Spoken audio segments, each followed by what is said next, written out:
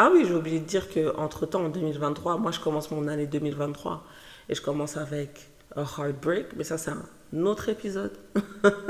C'est une autre discussion. Ami,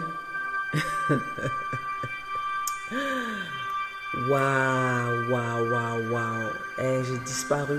J'ai disparu et je reviens là, 2024, comme une fleur, comme si je ne vous avais pas abandonné pendant une année en entière. Une année. Je sais même pas comment commencer les mémos. Je sais même pas comment je vais m'adresser à vous. En tout cas, la seule chose que je sais for sure, c'est que je vous dois des explications. J'en ai de bonnes. Déjà, avant toute chose, comment vous allez? C'est la question la plus importante. Et c'est passé une année en entière où je vous ai pas dérangé avec mes mémos. Éventuellement, de votre côté, j'espère que la vie avance bien, que la vie suit son cours. Donc, je vais essayer de faire un audio simple. Je dis toujours que je vais faire des audios simples. Pas longs. Au final, ils sont très très longs. Mais en fait, c'est pour vous expliquer qu'est-ce que 2023 m'a fait pour que je puisse disparaître comme ça. Et puis après, essayer de vous expliquer c'est quoi le programme éventuellement d'une discussion avec Tantine en 2024. Donc voilà. Premièrement, je tiens à dire que d'une certaine façon, vous n'êtes pas là, je sais, mais je suis contente de parler avec vous à travers le micro et de reprendre cette activité. En 2023, il s'est passé beaucoup de choses pour moi, de bonnes et de moins bonnes.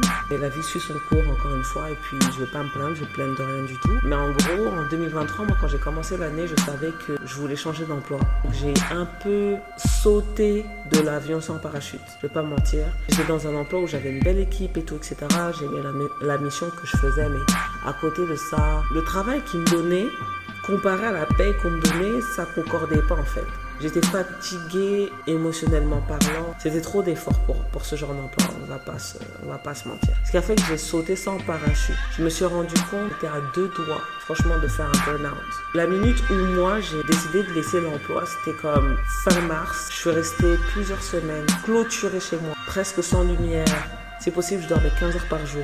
Et puis, je me levais juste pour m'alimenter et pour retourner dormir. Je pense que j'avais encore quelques mois à survivre dans cet emploi avant que je craque. Si éventuellement j'ai pu faire une période où, après le travail, mon corps me dit ça y est, c'est bon, laisse-moi tranquille et puis on va rester comme ça pendant un bon moment, ça veut dire que j'étais vraiment...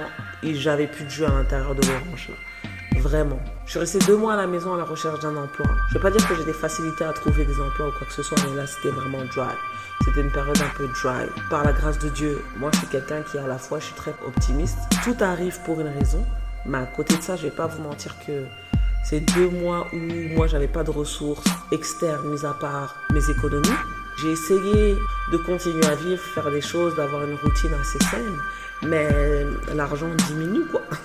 Tu commences à regarder tes comptes, tu fais Donc j'ai passé 2 mois à la maison, par la grâce de Dieu j'ai trouvé un emploi. Ce rythme un peu infernal, il est revenu en fait. Parce que je suis arrivée dans un emploi, je suis encore actuellement à cet emploi-là, où je devais tout figure out, je dois débrouiller à peu près toute seule. Heureusement j'avais des collègues quand même qui m'ont soutenue et heureusement aussi que j'ai eu d'autres expériences un peu chaotiques dans le domaine de l'emploi qui fait que je peux arriver sans rien à me débrouiller, mais j'ai dû sauter sur des missions, des projets qui me demandaient en fait beaucoup d'énergie, beaucoup de temps.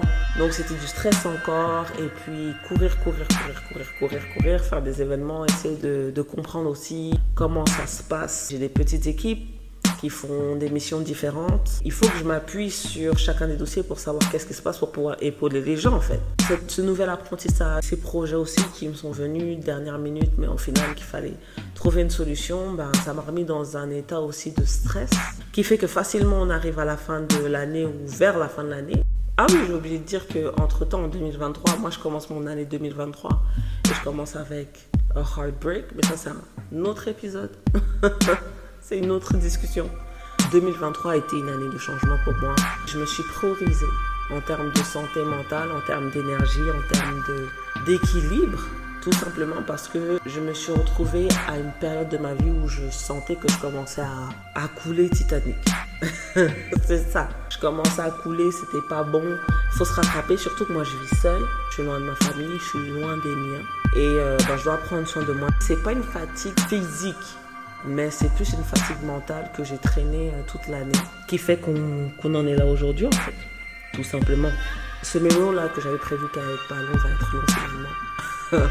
C'est vraiment important pour moi de cultiver mon bonheur et de cultiver ma paix. je me le répète souvent, il faut que je cultive mon bonheur, que je cultive ma paix. Parce que je pense pas que le bonheur, c'est quelque chose qu'on te donne dans la main et que tu possèdes directement. Je pense que c'est vraiment quelque chose que tu prends l'habitude de faire au quotidien qui un jour va pousser un bel arbre et ce bel arbre va te donner des fruits qui vont être ton bonheur. Moi, je le vois vraiment quelque chose comme ça, c'est un effort qui est quotidien. De se prioriser d'une certaine façon, de se donner de l'amour, de se donner du temps, de faire des choses qu'on apprécie, de vivre au présent. Je le répéterai jamais assez en fait. Vivre au présent, faire des choses qui nous font du bien à l'âme, être une bonne personne, cultiver son cœur, son amour, sa paix. Bref, faire en sorte de rester dans un petit nuage positif au quotidien, même si la vie n'est pas forcément facile. Je dis en rien que la vie est facile et en rien aussi je vais dire que dans ma vie ça va pas en fait.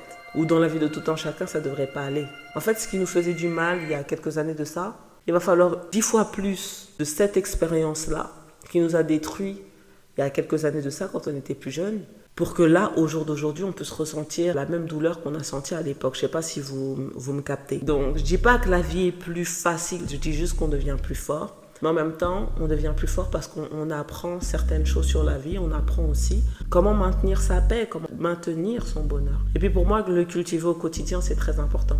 Donc prendre soin de soi, s'écouter, faire des choses qu'on aime, vivre au présent, arrêter de stresser pour X, Y, W 75, arrêter de se comparer aux autrui pour se dire que éventuellement j'aurais souhaité être à ce niveau-là dans ma vie, mais je suis à ce niveau-là. C'est apprécier sa vie pour ce qu'elle est, dans la spécificité du moment présent, dans la spécificité de sa personne, dans la spécificité de son être. C'est ça en fait. Et puis plus on a l'habitude, même si nos journées elles sont bizarres, de se donner des moments où on se dit, écoute, ma journée elle a peut-être été un peu particulière, mais en même temps, je fais quelque chose qui me fait du bien à l'âme pour poursuivre ma journée, terminer ma journée, commencer ma journée comme vous le voulez.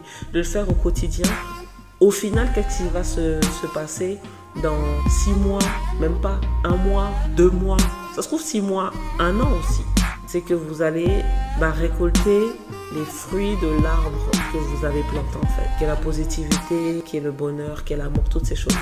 Je le dis comme ça parce que je sais que parler avec des sisters, des frères aussi, on est dans une génération où on est de plus en plus sensible aux choses. On commence à tomber dans des dépressions, mais aussi simple que ça. Des fois, on pense que ça, c'est des événements qui arrivent aux autres. La dépression, le burn-out, des pensées un peu obscures. Mais au final, on a tous la possibilité de vivre ce genre d'événement si on n'est pas attentif à son quotidien, si on n'est pas attentif à qu'est-ce qu'on se redonne tous les jours.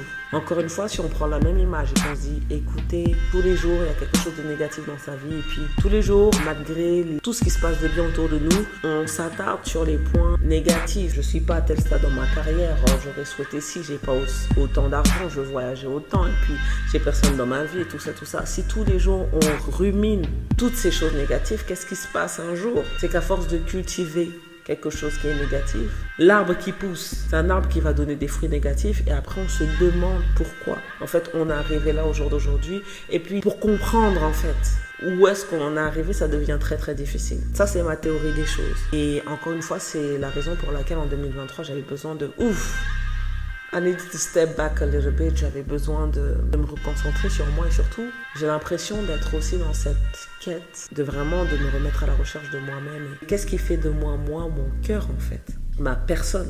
Je me suis rendu compte qu'en grandissant, j'ai perdu de beaucoup de mes attributs. Je pense qu'on me reconnaît comme étant une personne qui est attentive. Je pense qu'on me reconnaît comme étant une personne qui a une bonne énergie et un grand cœur. Mais même si dans les années, ça c'est quelque chose qui m'a suivi, j'ai l'impression tout de même que, comment je pourrais vous dire ça? Moi, je me reconnais moins dans ces attributs. Je me souviens de moi comme étant une personne qui aimait beaucoup rire. Moi, j'étais morte de rire toutes les 15 secondes, tu vois. Parce qu'il y avait toujours quelque chose qui me donnait de la gaieté dans le cœur. Mais là, franchement, je vais pas vous mentir. Rigoler, être genre mort de rire, ça fait longtemps en fait. C'est un concept qui n'existe plus. Je rigole poliment, je souris poliment. Mais cette lumière que j'avais à l'intérieur de moi, elle s'est éteinte. Et puis je me demande, I have an idea. Why?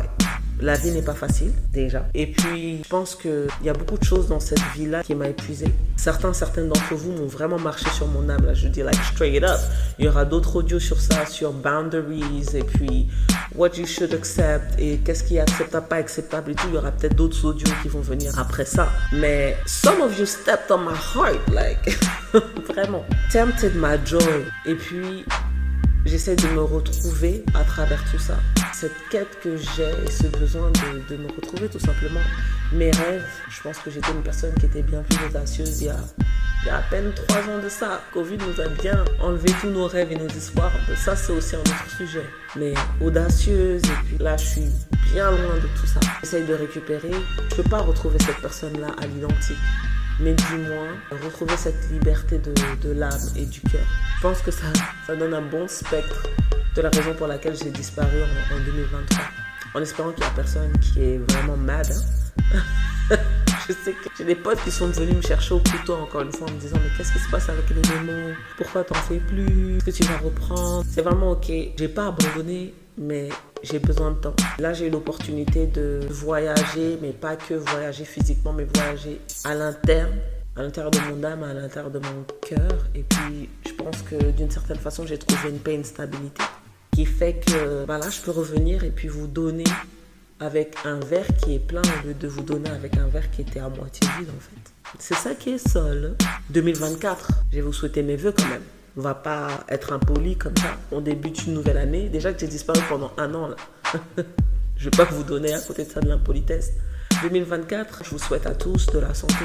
Une bonne santé, c'est la chose la plus importante.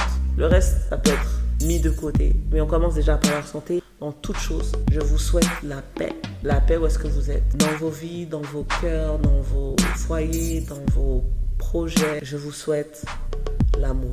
Mais je ne vous souhaite pas l'amour comme dans le cadre restrictif de 2 êtres qui s'aiment. Mais vraiment, je vous souhaite l'amour dans le cadre vraiment ouvert. En fait, trouvez tout ce qui enflamme votre cœur et qui vous rend heureux. Je vous souhaite l'amour dans vos passions, l'amour dans vos projets professionnels, l'amour dans vos familles. Bref, dans tout ce que vous faites, c'est tout ce que je vous souhaite. C'est tout ce qu'on se souhaite cette année. On s'est laissé aller. On s'est renfermé sous prétexte d'être un peu plus fort et tough and whatsoever. Et on s'est perdu comme ça. Donc, je vous souhaite principalement de l'amour. Be the Lulu. I'm wishing you the Lulu year. Et quand je dis the Lulu, be delusional in your imagination, in your wishes, in your plans, in your... Be the Lulu. Parce que la chose la plus importante qu'on a, nous, en tant qu'être humain, c'est l'imagination.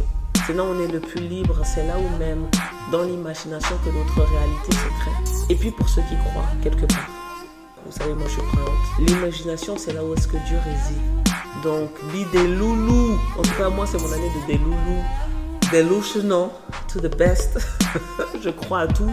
I hope for everything and I pray for everything and I wish myself everything.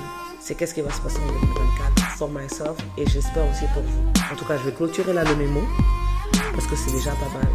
Ce que je vais essayer, c'est de créer un rythme assez doux qui va me permettre de continuer à faire les mémos tranquillement. Et comme vous le savez, j'ai déjà des idées de sujets en tête. Femmes et puis l'égalité, sur les limites de tout en chacun, boundaries, sur l'évolution, sur qu'est-ce que la société attend d'une femme. Écoutez, vous savez que j'ai beaucoup de choses à dire. Je parle. Et on va pas manquer de sujets ici, donc c'est pas un problème. Si à quoi que ce soit aussi, de toute façon, vous savez où vous pouvez me trouver. Si vous avez des questions éventuelles, I'm there en fait. N'hésitez pas à venir me chercher. Et puis encore merci, je veux dire merci à toutes les personnes qui, d'une certaine façon, care en fait. De me poser la question, savoir qu'est-ce que je fais, qu'est-ce qui se passe, pourquoi je fais pas des mémos. Ça veut dire que vous me regardez, vous me soutenez. Et ça me tient réellement à cœur. Je vous fais de gros bisous. Prenez soin de vous, la famille. Et puis, on se dit à très bientôt, si Dieu veut. Take care.